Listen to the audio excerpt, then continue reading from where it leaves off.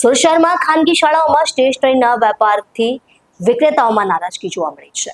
The Surat stationary merchant એસોસિએશને જણાવ્યું કે શિક્ષણ વિભાગ દ્વારા યોગ્ય કાર્યવાહી કરી શાળાઓને માર્ગદર્શન આપવું જોઈએ કે બુક લિસ્ટ ખુલ્લું જાહેર કરવામાં આવે અને વાલીઓ પોતાના પસંદગીના સ્ટોર પરથી ખરીદી કરી શકે તેવી સ્વતંત્રતા હોવી જોઈએ. શહેરની કેટલીક ખાનગી શાળાઓ દ્વારા શાળાની અંદર અથવા નિર્ધારિત સ્ટોર્સ પરથી જ સ્ટેશનરી ખરીદવા વાલીઓને ફરજ પાડવામાં આવે છે, જેને લઈને શહેરના નાના સ્ટેશનરી વેપારીઓમાં ભારે નારાજગી જોવા મળી રહી છે.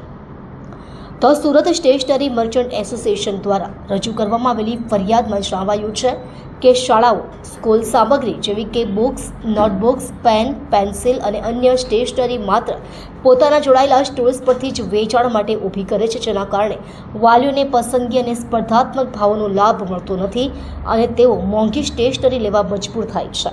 એસોસિએશનના પ્રવક્તાએ કહ્યું કે આ એક પ્રકારનો આંતરિક વેપાર છે જે ખોટો છે અને પાત્ર નથી. શાળાઓનો મુખ્ય ઉદ્દેશ્ય શિક્ષણ હોવો જોઈએ, વેપાર નહીં.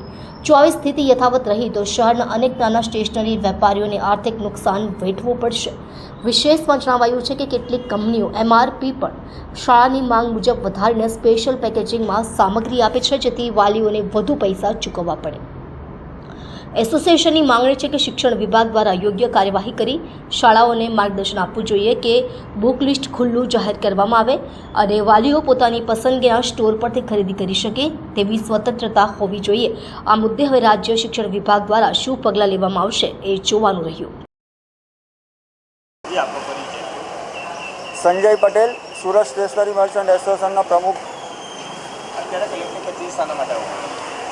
કલેક્ટર કચેરી અમે આજે સ્કૂલોમાં પુસ્તકો, નોટબુકો, સ્કૂલ બેગ અને જે સ્ટેશનરીની અન્ય વસ્તુઓનું વેચાણ થાય છે સ્કૂલમાંથી, યા તો એમના મળતિયા જે સ્ટેશનરીવાળા છે તેમને ત્યાંથી ફરજ પડાય છે વિદ્યાર્થીઓને કે ત્યાંથી ફરજિયાત સ્કૂલ બુકો લેવી, જેને લીધે થાય છે એવું કે નાના નાના વેપારીઓને પણ એ ધંધાની અસર થાય છે, પ્લસ વાલીઓ ઉપર પણ વધારાનો બોજ પડે છે, કારણ કે સ્કૂલમાંથી મળતું સ્ટેશનરીનું સાહિત્ય હંમેશા મોંઘું જ હોય છે, જે સામાન્ય દુકાનમાંથી કદાચ વાલી ખરીદે તો એને સસ્તું પડતું હોય છે, એટલે વાલીઓને પણ આ વધારાના ખર્ચનો બોજ લાગે છે એમાં.